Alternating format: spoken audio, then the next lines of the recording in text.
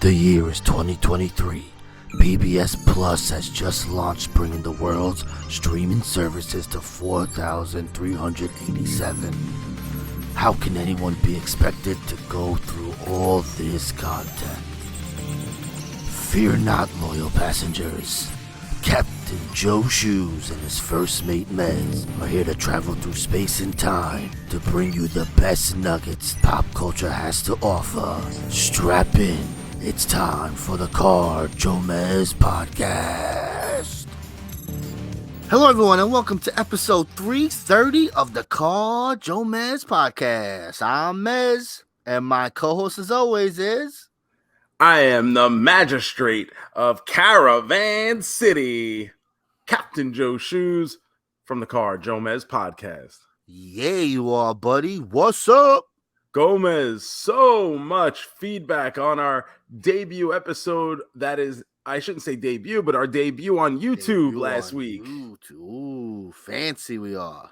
Oh, so if you guys have ever wanted to watch this podcast or maybe just keep it on in the background at work, you can now subscribe to us and listen and view this at youtube.com/@JoeMeZpod. I encourage you all to do that. A lot of people, I shouldn't say a lot of people, but people have been checking it out slowly but surely. I'm encouraged by the amount of positive feedback that we got from those group of viewers. So thank you guys who did watch. Thank you guys who subscribed, and just keep it coming as we roll into 2023, because I think, Gomez, now that we have this technology at our fingertips, I think 2023 is the year where you and I finally do a live podcast with an audience. Oh, snap. Okay. Let's go. That's do it. That's going to have to happen at some point. I'm excited. It's exciting news. Look at this. So in addition to that, you can remember to follow us on all the social media at JoeMeZ. Send us an email, JoeMeZ@gmail.com. And leave us those beautiful, spectacular, wonderful 5-star reviews wherever it is that you download this show. They go a long way to help making this pod more accessible to more people and get in front of more eyeballs, which is the entire point. And more ear holes. Eyeballs and ear holes. That's what we're about here. We don't discriminate. We love all our listeners and now our viewers. We love them all. You're all passengers. Come aboard, baby. Let's ride. Oh, man. What an action-packed week we had, huh? Oh, yeah. It was lots of action and packed. Woo. Well, we watched a full show. No, we did. Yes. A full Netflix 8 episodes. series. Yeah. Yeah, that's a commitment. We did that. We had a poll up on Twitter for people to vote in. We got a bunch of votes. Yes. What kind of movies will we be watching for the month? We had some options. Was it childhood favorites that we haven't seen in a while? Would it be young adult favorites that we haven't watched in a while? Or would it be the obscure, obtuse sequels that we may or may not even know exist? What did you vote for? Who'd you vote for here? I didn't vote. I stayed out of this one. Okay. What'd you think was going to happen here? What'd you think was going to win? Honestly, I thought the childhood favorites would kind of win. Me too, yes. I thought that was where I thought we were going to go, because we do cater to a level of nostalgia here. I'm always sitting here talking about all the stuff I loved as a kid, and I thought that was kind of going to win the day. But no, those votes came in over 50%. Yeah. For the obscure sequels. Okay. It was an option. I didn't think it would win, but that's fine with me. Let's do it, folks. Yeah, so we'll be doing that going forward for the rest of the month, for the next few weeks. And I gotta say, I'm looking forward to it, because you get a lot of these like straight to streaming or straight to VOD sequels that, like Gomez used the example of Mean Girls 2. Why does that fucking exist? Exactly. Especially when it's like 6, 7, 8 years later. Like, what are we doing? And the thing is that gets me. Like, let's just pretend Mean Girls 1 was a true story, right? Let's take it as a documentary. Okay. After all this goes down at this high school, and Regina George gets run over by a bus, you don't think that would have made national news and people would have been all over like, yo, you better tell your girls to stop being so mean? Look what happens. You get hit by buses. But there's always someone. Got to break the mold, Yeah. Disruptors, bro. It's like when I saw The Land Before Time and Littlefoot's mom dies at the beginning, and I thought that's how all mothers die, so I was always watching for cracks in the street. Mom, watch out.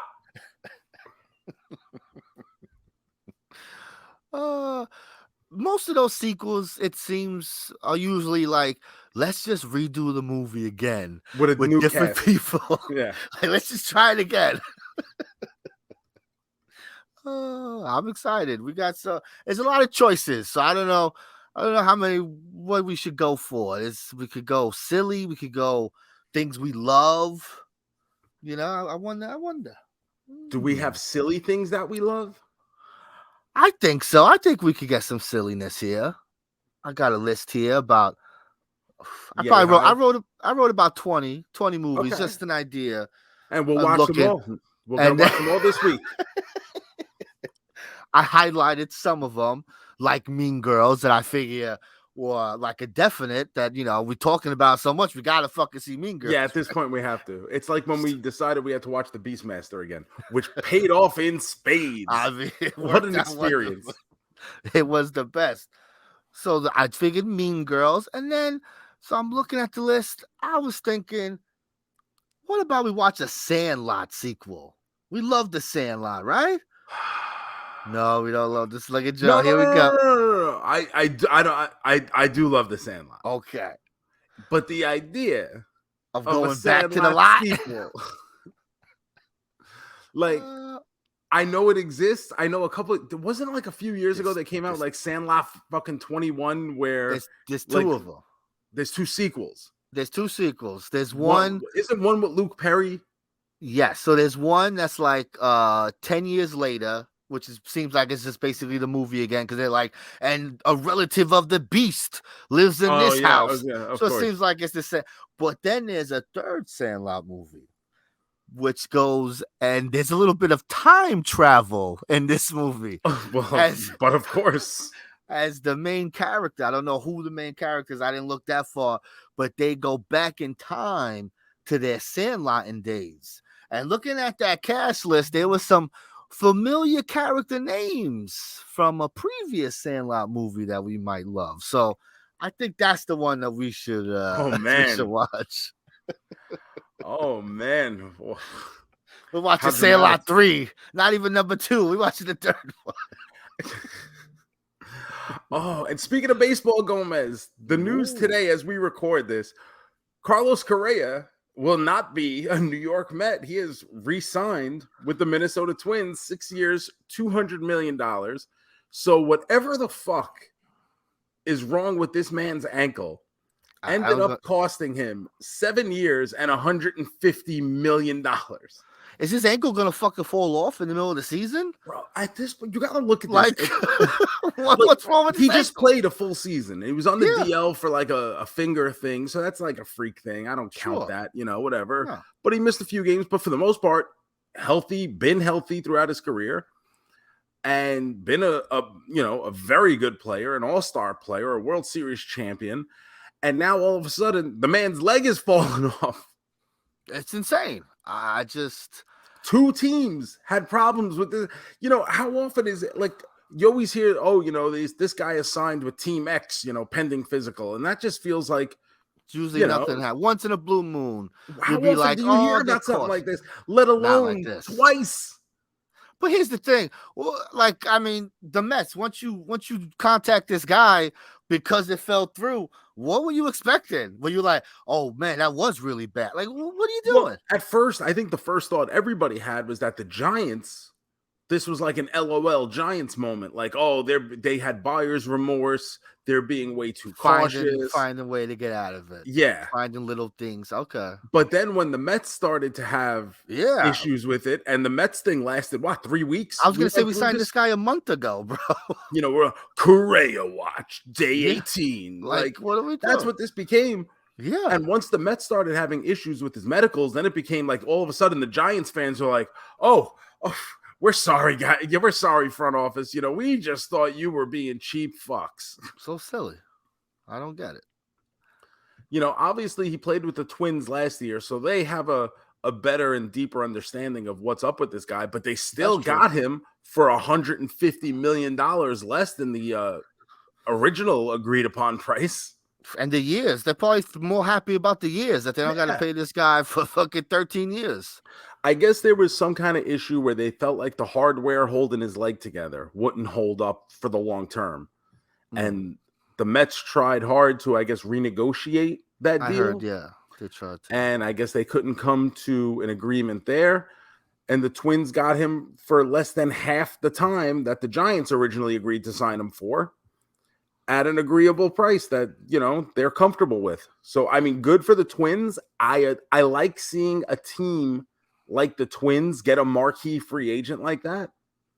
I think that's good for baseball when these mid-market teams go out and spend money and have superstar players. And if you're a Twins fan, like you bought a jersey last year, you bought a T-shirt last year, you got to be doing backflips right now. Yes. But at the same time, he agreed to leave your team twice. Yes.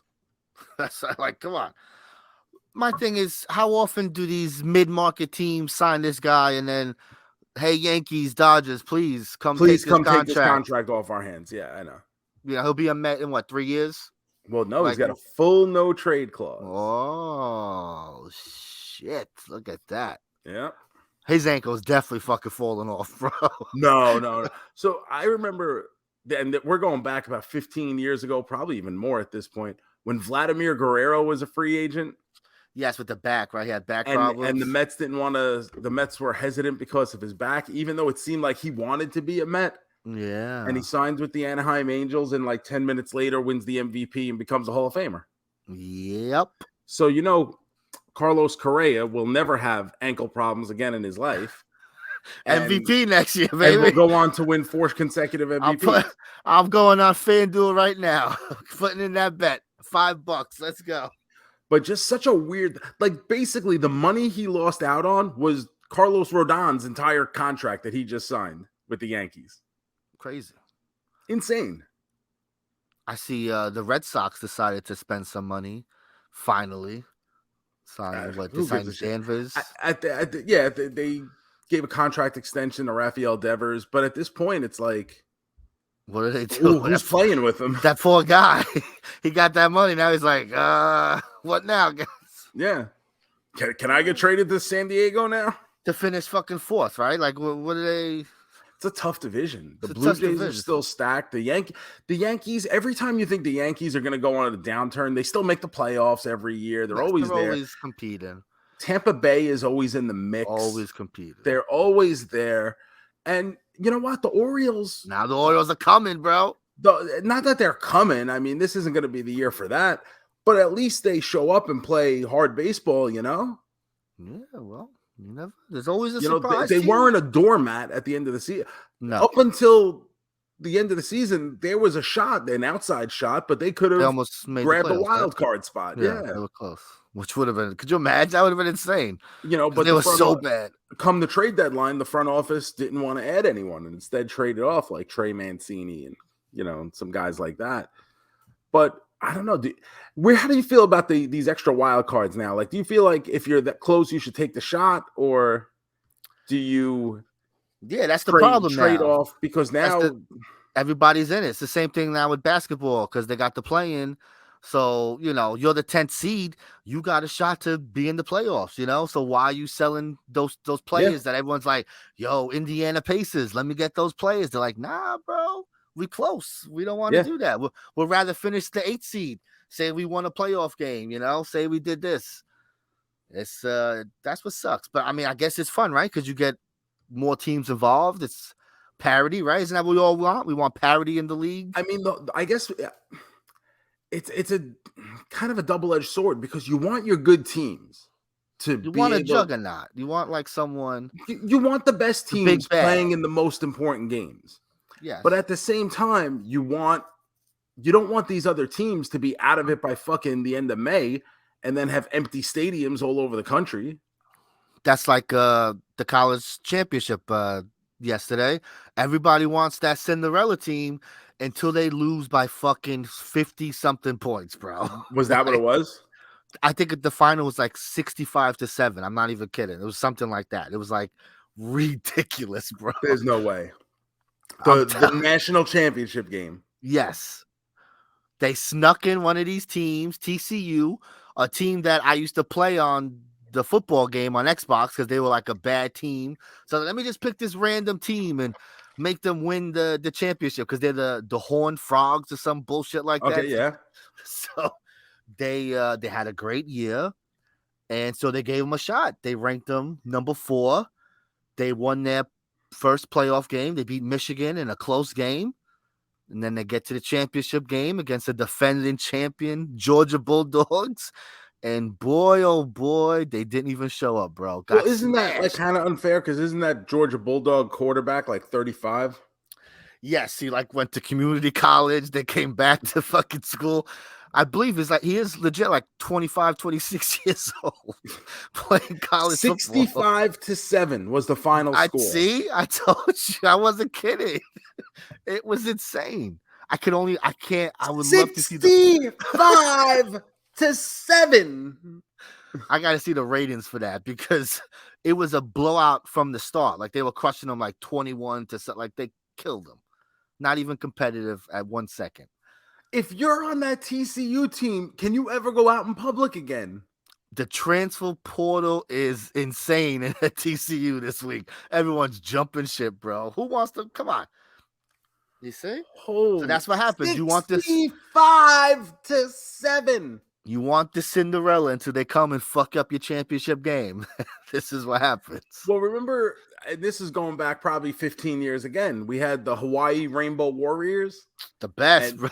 And I was a big Hawaii fan because I had been betting them hard all season. Hawaii in the over. The over. And the quarterback's name at the time was Colt Brennan. And I believe he had set like the NCAA record that year for most touchdown passes. They were an offensive juggernaut. They made me a lot of money that year, and they got into the Sugar Bowl, and they got their fucking ass waxed. That always happens. Every once in a while, it happens. It's never a championship game. It's always one of those bowls like, let's put one of these teams in the Rose Bowl this year. And it's like, nope. That was the thing. You got like the what was it? Like the big 4 major bowls, and the Sugar Bowl is always one of them. And they're like, oh, Hawaii's going to be in the Sugar Bowl. What a huge deal. Hawaii Rainbow Warriors in the Sugar Bowl. They got smacked. Sometimes it works out. Boise State. Remember Boise State a couple years ago around that time? That was the one they did that Statue of Liberty play. Yes, they had I think they lost the first turf. year. They were all over they had the blue turf. Yeah. And then the dude proposed to the cheerleader immediately after. Right. You see, look at you. Your memory works sometimes, bro. You know what? It's been a while since I've gotten hit in the head, so maybe these concussions maybe CTE can be fixed. I don't know about you, Will Smith, but maybe I'm the real doctor around here. Watch your mouth. Don't get slapped, bro. Take it easy. He wouldn't do that to me. He still hasn't responded to my DM about wanting to interview him about the Legend of Bagger Vance. So he still not doing a lot of press. He had a movie come out. It's supposedly Oscar buzzworthy, but he ain't getting close to an Oscar after that shit. I believe he could be nominated, but he is not allowed to attend the show, I believe is what the punishment is. Oh, very, very so. So technically he could possibly win. Not gonna happen. But Will Smith, come on back, bro. What do we got? Come to our show. This is a safe space for Will Smith. Except when I start when we talk about Bagger Vance, I think it'll be very cordial and polite. Yeah. But if somehow we make it to his executive producing of the fake ass, horrible ass Karate Kid, there's gonna be some problems. Nah, I got his back for that one. No. So good. You're a bad person with horrible It's good. taste. It's okay. It's not. It's not. You still got your Johnny Lawrence. But the thing, right. They could have called the movie anything else, and I would have been like, fine, cool, don't care. But you didn't. It's a movie about karate. It's not though. It's not even. He's doing judo. He's doing some other shit. Miyagi Do, that's real karate. Man. Eagle Fang, that's real karate. It is the best. Can't wait to see this. If it's the last season, let's see if they wrap it up. Come on, wrap this show up. Let's go. I want to see it. Yeah, it's probably time. I mean, don't get me wrong. If they come out with another 5 seasons, I'll watch all of them. But I mean, how much further can you go with these storylines and these characters, and to still have the surprises for the older fans like myself, as well as keep it interesting for the younger generation who's now watching this? Are the young kids watching this? I don't even know. Is this just like an old man show? It might be. I mean, it's always when the new season comes out, it's always in the top 10 on Netflix for the for the weekend that it comes out until the next new show comes out. I would guess, man, because they probably like the kids fighting and shit, it right? Can't just be. No, I don't think so. I think you have to have some of the youngins for it to be so high, to be number one and trending and all that shit. I don't think the old man crew got it like that. But I did watch a show this week, JoeMeZ. Did you? What you watch? It's a show that I've talked about in the past, and I say, you know what? It's not my favorite show. This might be. I always say I don't have guilty pleasures, because I'm never. No, I never reason to be guilty. Yeah, I never feel guilty about things. You love what you love. This may change that. Oh, what's going on? What are you watching? This show may be my guilty pleasure. Oh God, Young Rock. Oh man. So at the beginning of season 3, I said, "Oh, they kind of blacked me out because now I was in the past watching it on Hulu." And then Hulu did something this season where now you can only watch it if you have some kind of network subscription add-on to it. Live bullshit, I know. So whatever. I'm like, okay, I don't watch Young Rock. Well, guess what? I have Peacock. It's on Peacock. Bro, I forget all the time. I'd be searching for my fucking cable remote, and I'm like, bro, I could just put Peacock on and watch this football game right now. What am I doing? It's so I forget all the time. So, and I had turned on Peacock I was gonna watch that George Clooney and Julia Roberts movie that came out where they're the divorced couple going to their daughter's wedding in paradise or whatever. Love George Clooney. So I still want to check that out. Yeah. But in my suggestions comes up Young Rock, and I'm like, I could watch this. So I put it on. I watched like 7 episodes of what's been on season 3 to this point. And listen, I know we've been harsh on The Rock lately. Right? We haven't necessarily been nice to The Rock. Sure. Yes. He's deserved it. Okay, exactly. As long as you all right. Yes. But this show, I enjoy it. It's fun. It's light. For people who have the interest in wrestling that you and I do, or came from that era where you saw The Rock's rise to becoming The Rock. Yeah, these stories are fun. I love the portrayals of the other wrestlers that we get in them. Yeah, like in the season premiere of season 3, we get the Rocky Johnson taking his wife and young Dwayne to this big New York City party hosted by Vince McMahon to celebrate Cyndi Lauper coming out with a new single for a new music video for Goonies Are Good Enough. Oh, and they had this girl playing Cyndi Lauper, and I'm like, this girl, I don't know who the fuck this is, but she's fucking killing it. And then I look it up. It's fucking Becky Lynch. Hysterical, bro. He's so funny. I don't, but she nailed it. Like, she was great. The guy who played Hulk Hogan, not so good. It's just it's a big role to fill. Some of these actors that they get look really, really good. Like, you're like, oh wow, that's the guy who played Bam Bam Bigelow is great. Stone the guy Cold? Who played Stone Cold is Luke Hawks. Oh. So he's been on the indies for 100 years. He used to, we're talking over 20 years. I remember him as Altar Boy Luke back in XPW. I remember Altar Boy Luke, bro. Whoa, that's funny. That's a blast from the past. So, but he does a pretty good Stone Cold. We had like a guy playing Piper in this one who was The guy who played Mick Foley kind of the guy's Mick Foley voice was very good. Okay. So, but I'm watching this episode. I'm like, the Cyndi Lauper, I'm like, this woman is killing it. Like, I would have bought that they put Cyndi Lauper in a time machine, and this is so like funny. And then it's Becky Lynch, which I thought was crazy. So good for Becky Lynch. But all these episodes, they're just light, they're fun, and they go quick, and you don't mind putting on the next one. And it's just, you know what? Maybe I'm a fan of the show. I like The Rock doing the narration as opposed to being the main actor. Sure. I like the guys who play young Rock. The little kid who plays him as a child is great. But really, the guy who plays his father, Rocky Johnson, is dynamite. Yeah. And I don't know how accurate it is, obviously, sure.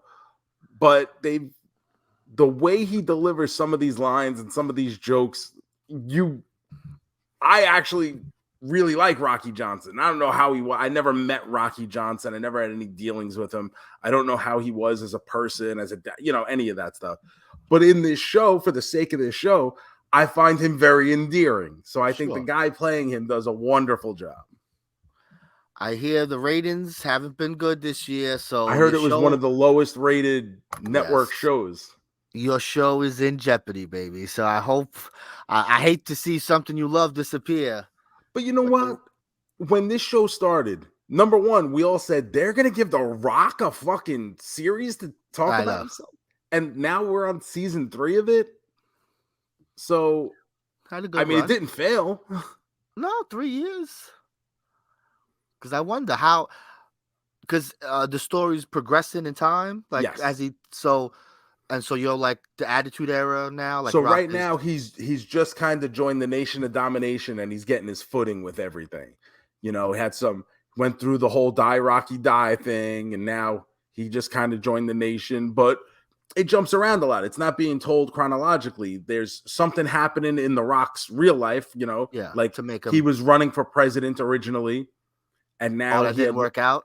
He lost the election. Oh, wow. The Rock lost something. Yeah. He lost Black Adam. But now he's, he finds these parables. He's like Jesus. He finds himself in situations where he could tell a story and get his point across after 22 minutes of uninterrupted viewing. God bless. The Rock teaches a man to fish. I love it. I went to the movies this week, Joe. I mentioned I know exactly what you saw. I mentioned last week that maybe Joe would want to run to the movies and check out the #1 horror movie in the world here, Megan. Oh, baby. What a picture. Now, you're saying what a picture, and it's funny because I saw a lot of chatter on social media about Megan this week. This is a movie I figure I wouldn't hear about, see about, think about ever again. I don't know whether it's just because it was in my head because you had mentioned it to me or whatever the case may be, but a lot of people are talking about this fucking movie, JoeMeZ. So I got to pose the question to you.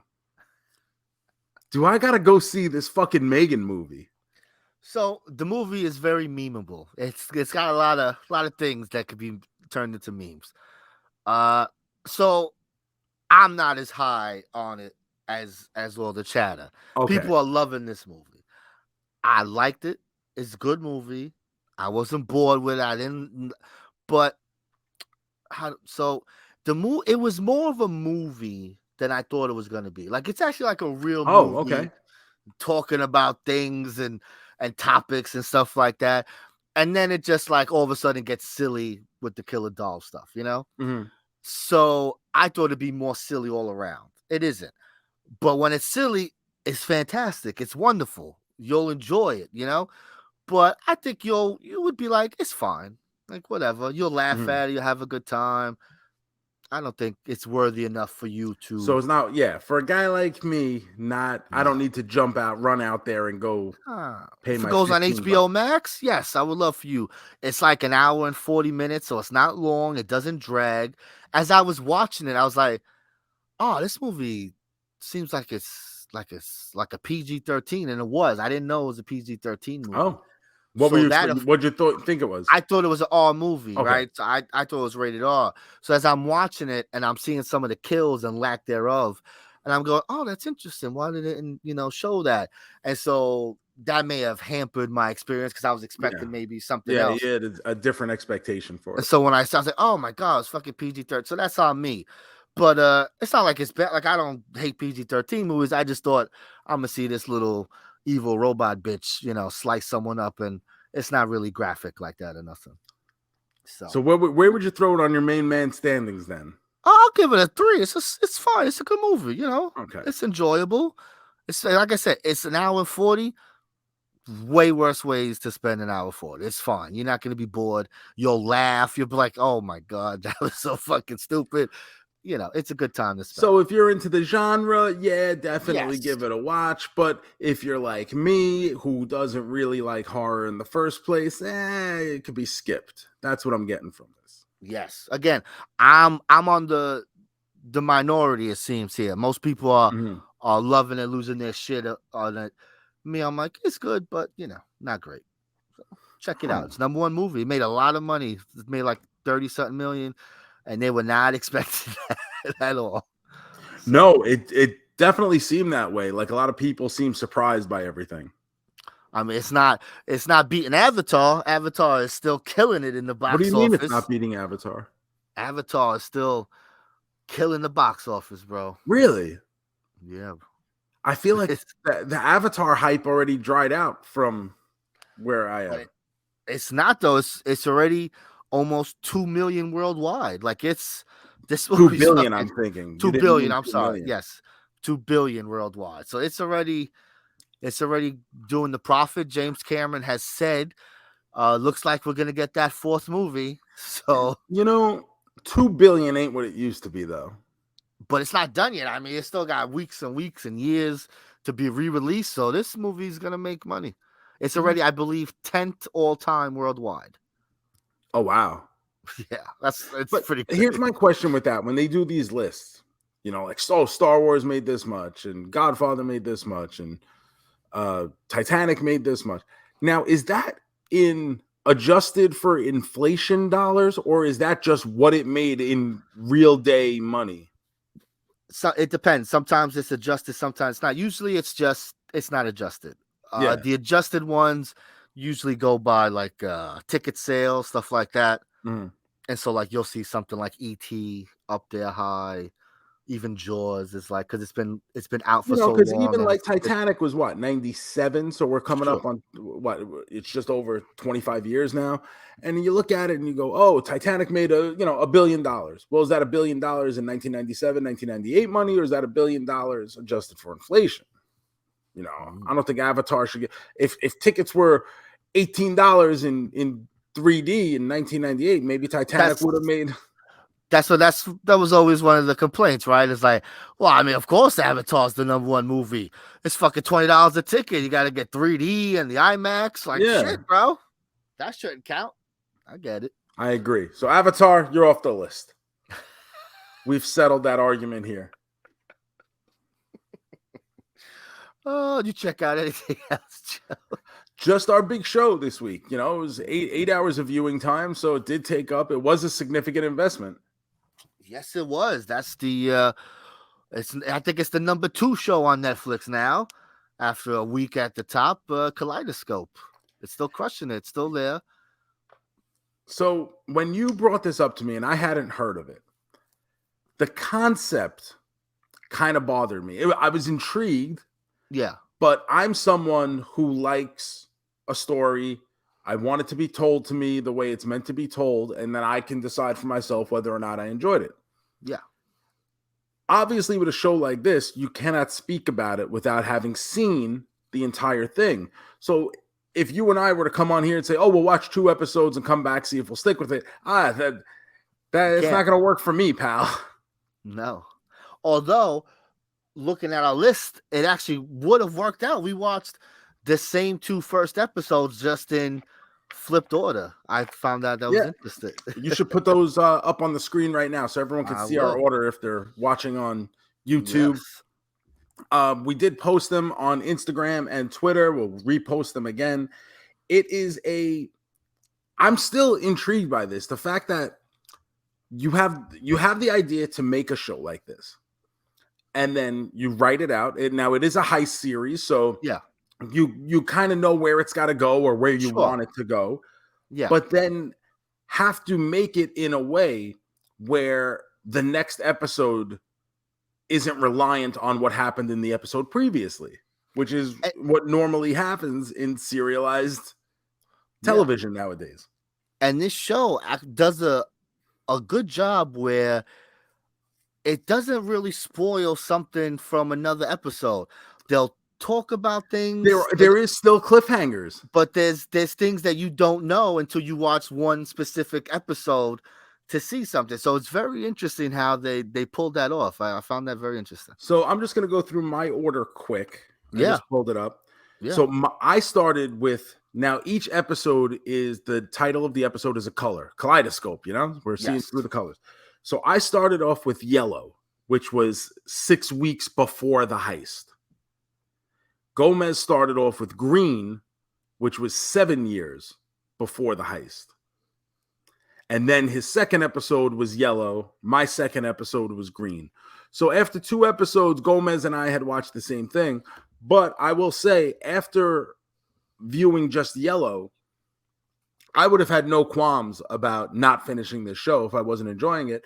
But the way it was introduced and the cast of characters I was meeting for the first time, I was like, oh, you know what? Like, I'm interested in this show. Obviously, the star of the show is Giancarlo Esposito, who we all know from Breaking Bad and for being Pierce's brother on Community. I always forget that. That's right. And he's in like a billion things since then. Yes. But he's the head and shoulders main guy, star of the show. But the cast that they put together, it's just such a well-crafted, put-together cast where everyone has their role and fits it. To the point where even the dude, Bob, who's like the muscle of the group, like, he's supposed to be the heel. You're not supposed to like him. He's over-aggressive. He fucks things up. And it's like, as you're watching this show, like, I'm invested emotionally to the point where every time this dude does something, I'm like, you dumb motherfucker. Like, why can't you just stick to the goddamn plan? What is wrong?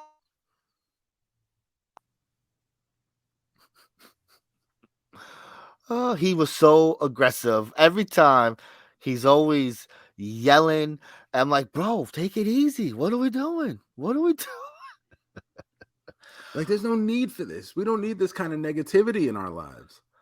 So I felt the same way, like how you said, after the first episode, because I started with, it was a jailbreak episode. So it was very like, I'm thrown right into this story. Mm-hmm. And I'm just like, oh, okay, like this is, and so there's not a lot of characters because you're in jail. So you're not really, you don't have the cast of characters.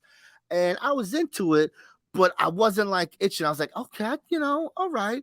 I guess it was the premise of the show that kept me going. I mean, obviously it's the main reason we watched the show to begin with. Yeah. A heist. I mean, Netflix drops shows like this all the time. There's tons of heist shows and action shows that come and go.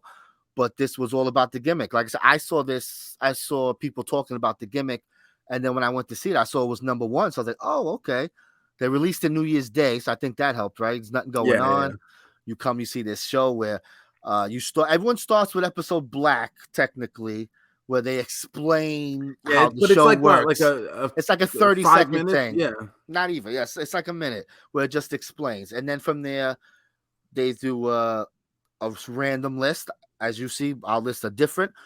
I made one correction to my list because they want everyone to end on episode White, which is the heist episode.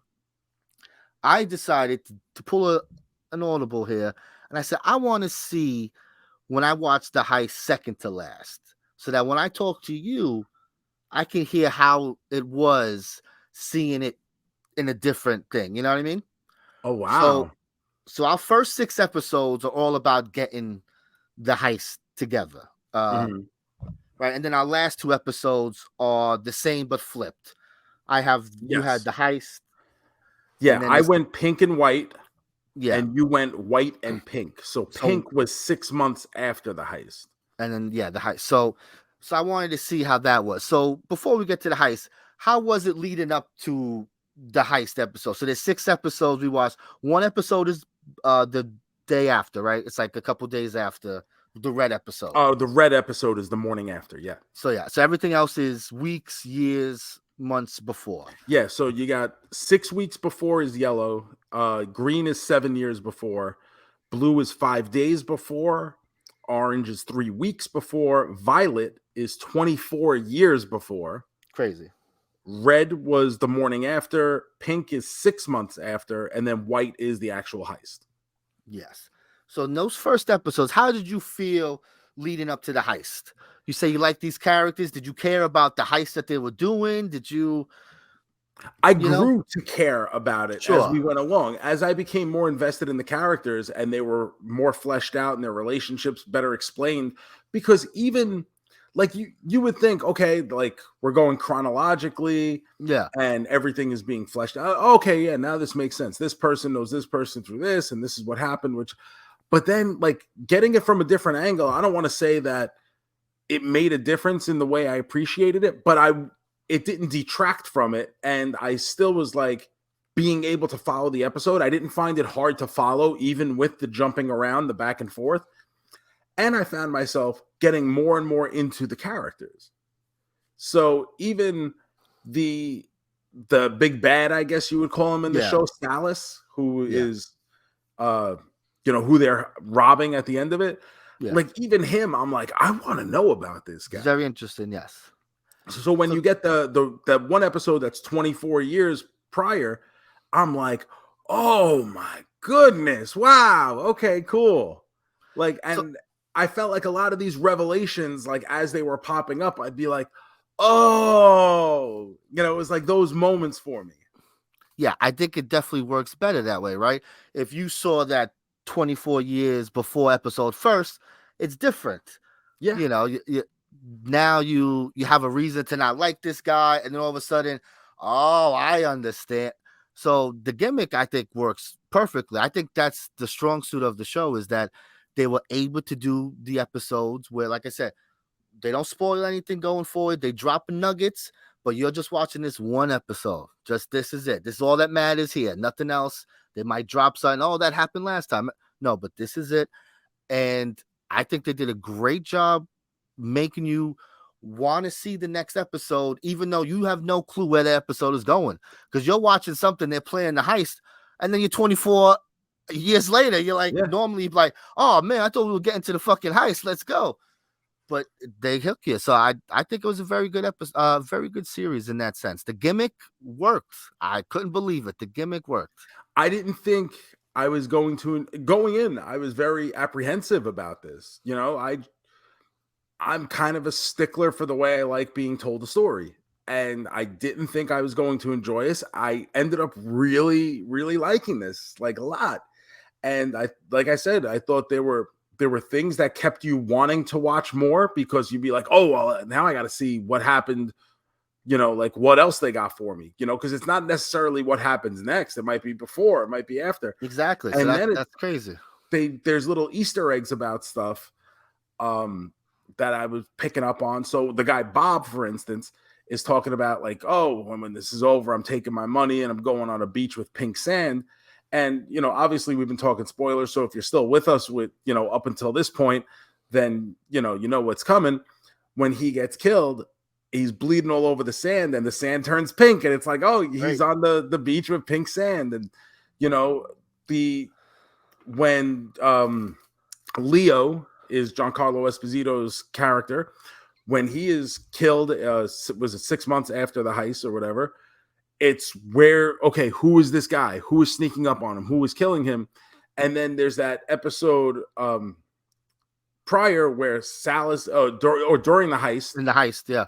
Yeah, where Salas is supposed to be spending family time with his kid, and you see the kid's shirt, and it ends up, that's the giveaway for that. It was his son who ends up killing Leo at the end. And I was like, putting those things together, I was like, oh, wait, that's this, You see, so I have a different experience because I watched it in the flip order. So so when I see this person coming up with the shirt, I'm like, oh shit. So I'm instantly like, oh, that's the fuckers. I have it right away. I know, like, oh shit. So I know something's gonna happen, and poop, pop.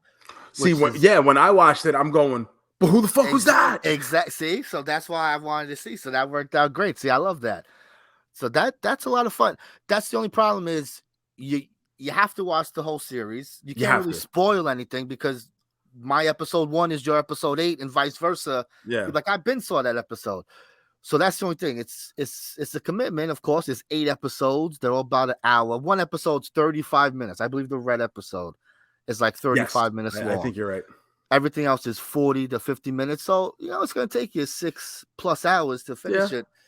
But if you're into heist stuff, I think, this is the thing too intriguing. Is I enjoy heist stories, and like this is a serious show. There's a lot of issues here. It's treated as a drama in a lot of ways, but you still get that heist music in the right places. Course. Like you gotta have it. And I'm a sucker for the heist music, like dun dun dun dun dun dun dun dun. Heist music.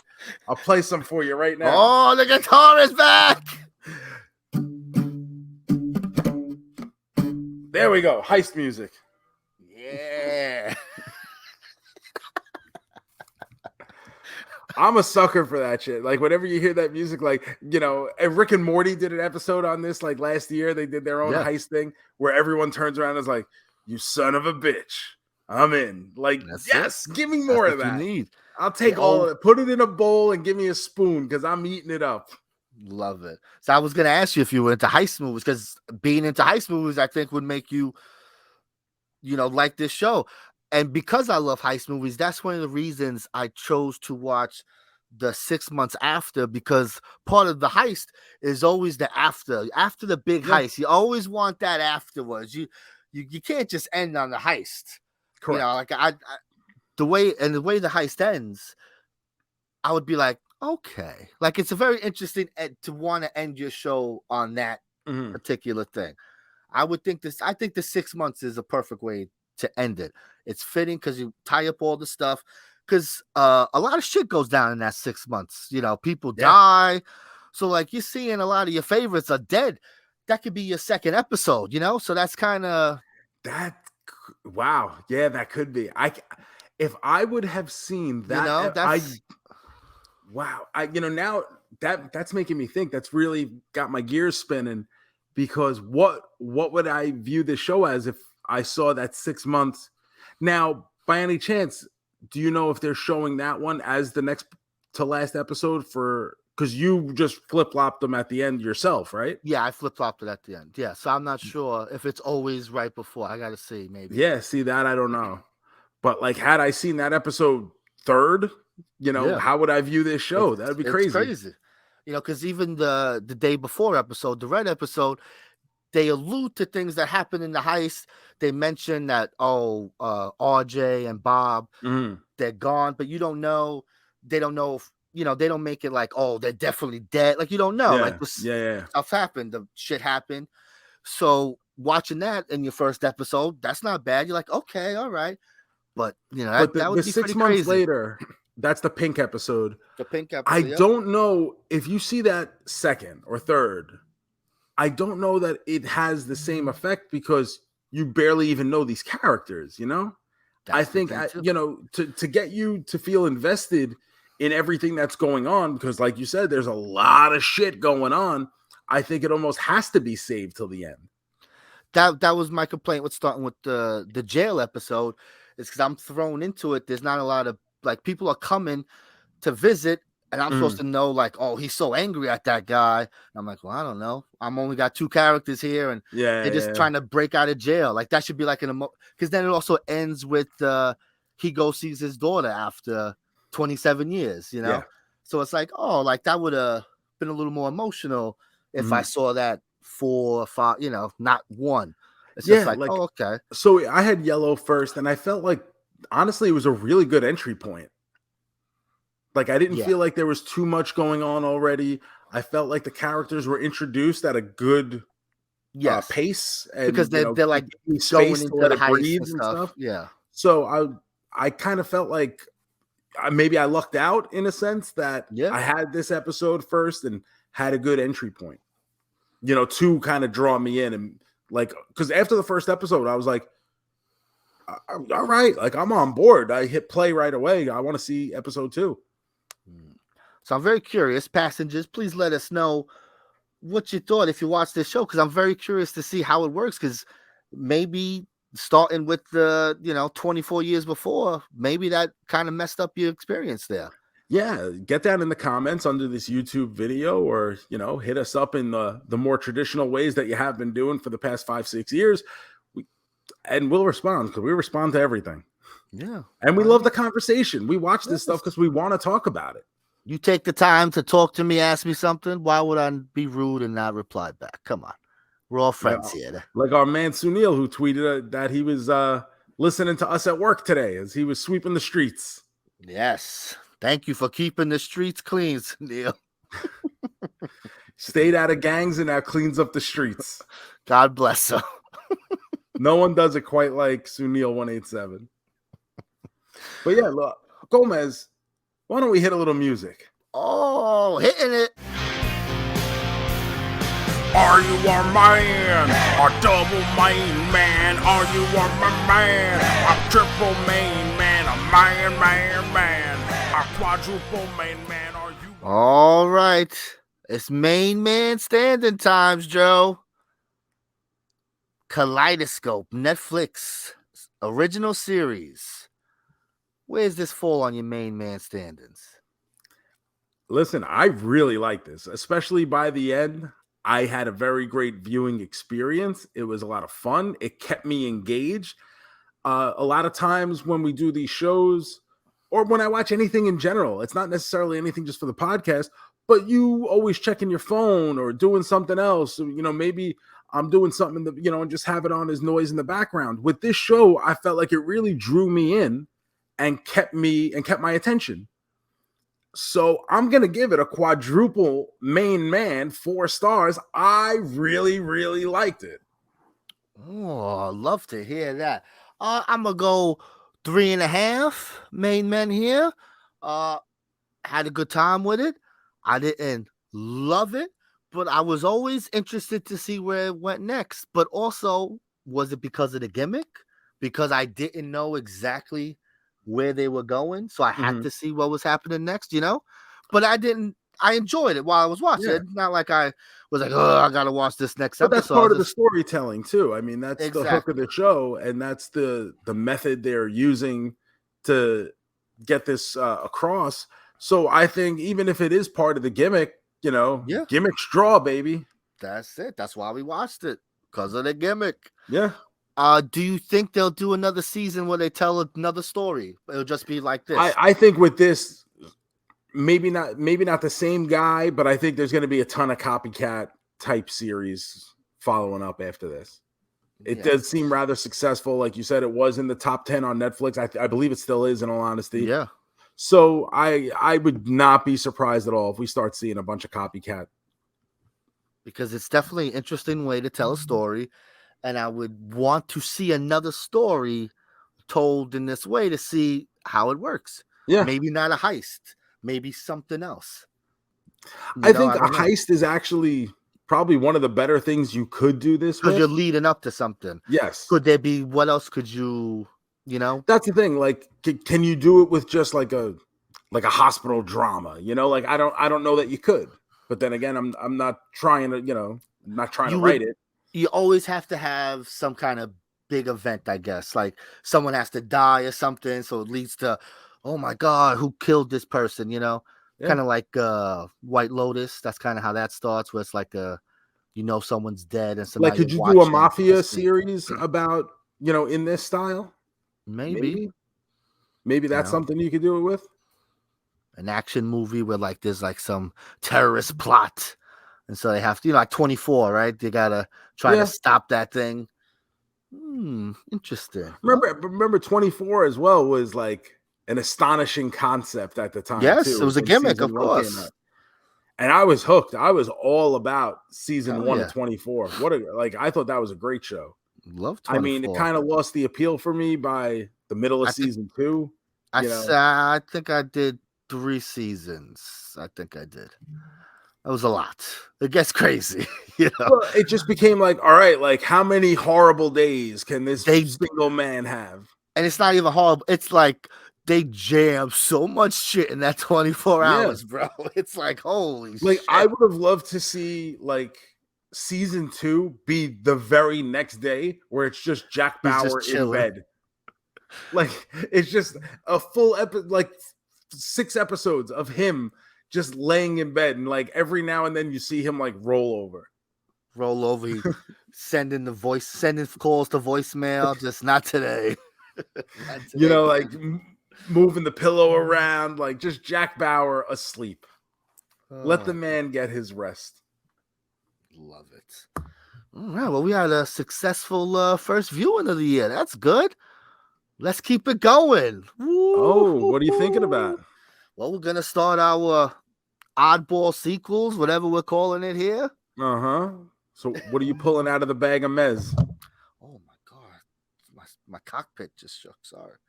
I don't know. We could start with The Sandlot.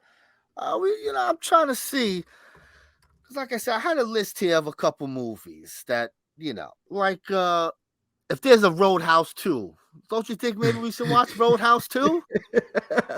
There can't possibly be a Roadhouse 2. Bro, there's a Roadhouse 2. That's what I'm saying. Like, you want to watch The Tooth Fairy 2? Starring our man Larry the Cable Guy as the Tooth Fairy? Was it the first one with The Rock? Yes, they made another one because it was so successful. They needed to keep that going with Larry the Cable Guy. But like, wasn't like The Rock was like a hockey player though, right? And wasn't that the whole gimmick? He was a hockey player. He knocked out people's teeth, so they called him the Tooth Fairy, and all the fans were tooth. So Larry the Cable Guy ain't playing no fucking hockey.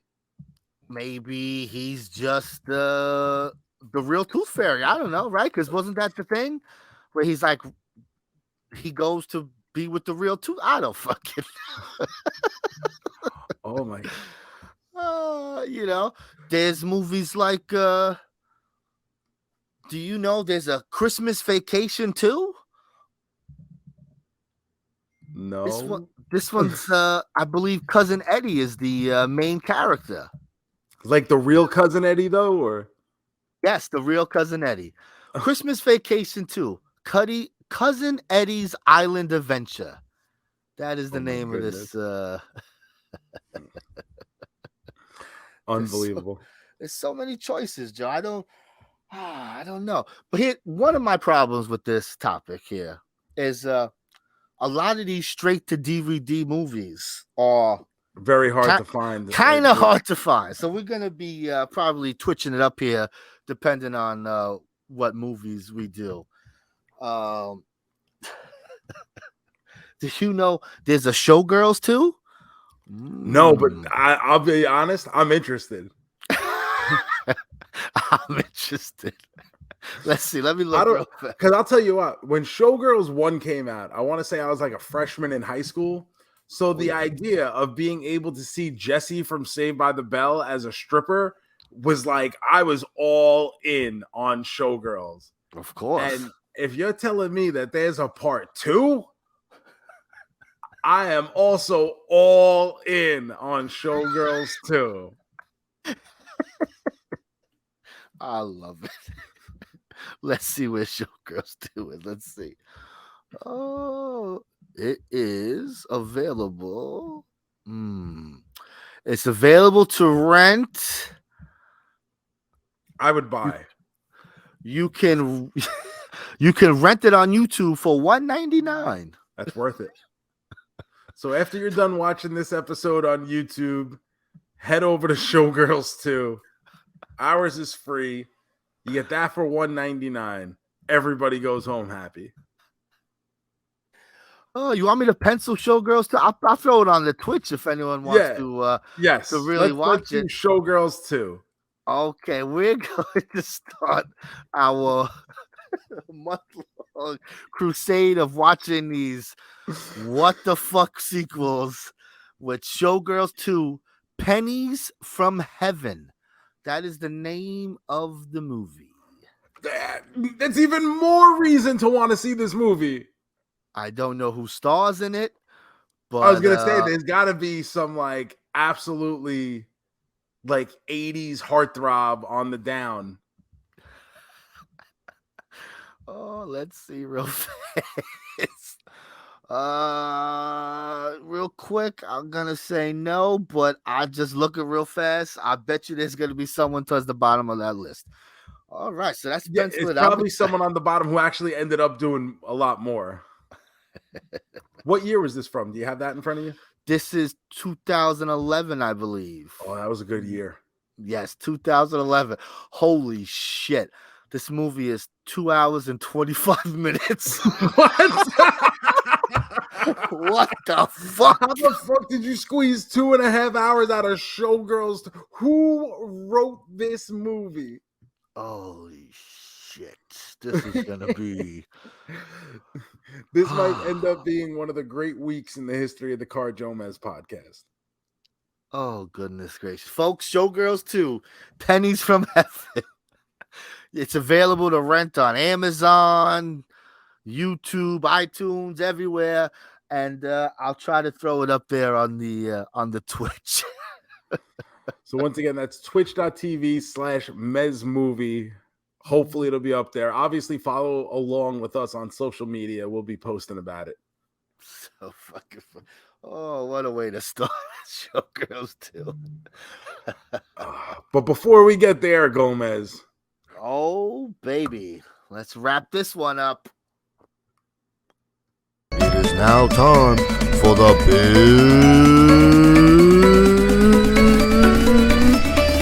finish. All right, folks. It's big finish time. Who's ready to spin that wheel?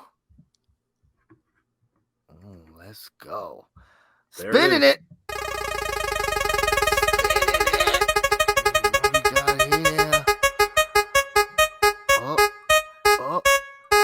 Oh, okay. What does that say? Offspring songs. Okay. That's an interesting one. All right, Offspring songs. Here we go.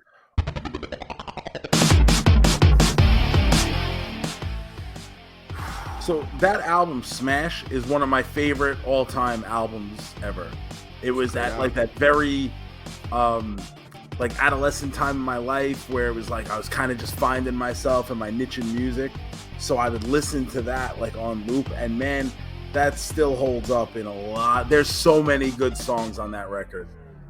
I know Come Out and Play is probably definitely on mine, but I don't know if it would be on mine. I love it.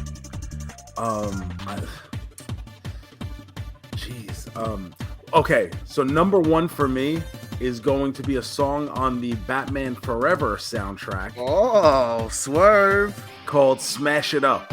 There's just something about that song. It's catchy. It's got, that alternative rock mid-90s riff to it. I love it. I love it. I love it. Smash It Up. Going to be number one for me. Next up, I'll tell you what. This isn't off the Smash album. This is off Ixnay on the Hombre. All I Want. It's like 1 minute and 52 seconds, but it's just pure adrenaline, start to finish. I remember the first time I heard it on the radio, I was like, I need to go out and buy this album right this second. And then on top of that, it became like the song for Crazy Taxi. Crazy Taxi is such an awesome game. All right, let's make some crazy money. Okay, yeah. Perfect. It's a great song, bro. I forgot all about that song. That is a great song. Number two. Oh, man, that was good. Oh, come on, play. I'm a Gone Away guy. I definitely gotta have Gone Away on mine. What would be the third one? I'm trying to think. All I Want is great because I had forgotten about it. Now you say it, and it is so good.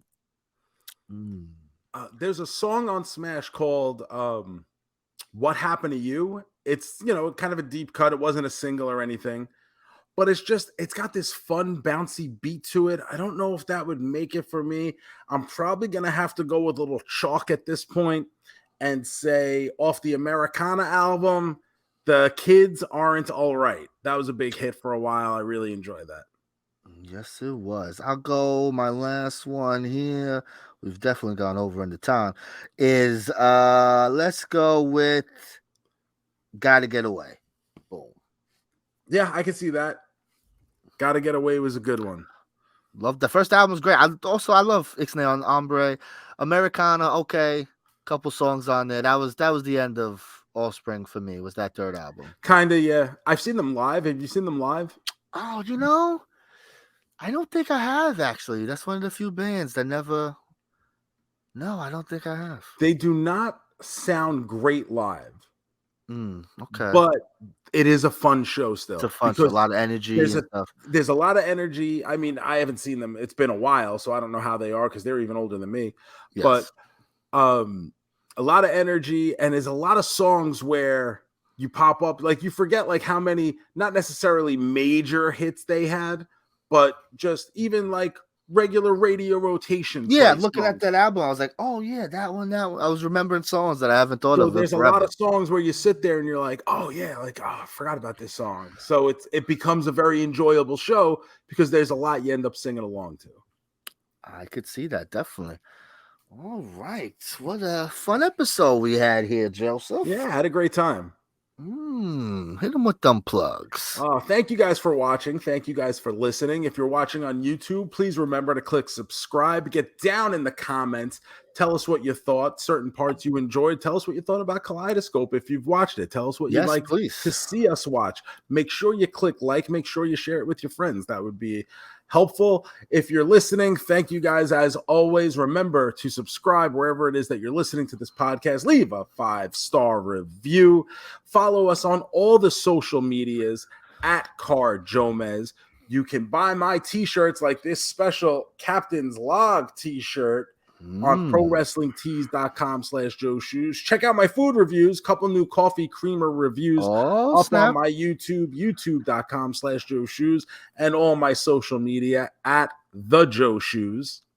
The Gomez 154, Instagram and Twitter. Also check out that Twitch feed, Mez Movie, right, baby? Yep, twitch.tv/Mez Movie, and we will be back next week with our very anticipated review of the classic 2011 sequel, probably one of the best sequels that has ever existed in the realm. I'm sure I don't even need to see the movie. And I know it's great. I would stake my reputation on it. I'm very excited for this. Showgirls 2. What was the subtitle? Pennies from Heaven. I guess that's her name. I hope they're all named Penny. Every girl is named Penny. There's multiple pennies, and they look great. They're dropping from heaven like angels. That would hurt, dropping a penny from so high. I would catch them. I'd catch each and every one of them. So we'll be back next week with Showgirls 2. Stay tuned to the social media to see if we get up on twitch.tv/Mez Movie. Otherwise, you know it. You can rent, you can buy on all those video outlets. But Gomez, until then, let's make like Tom and cruise. Peace.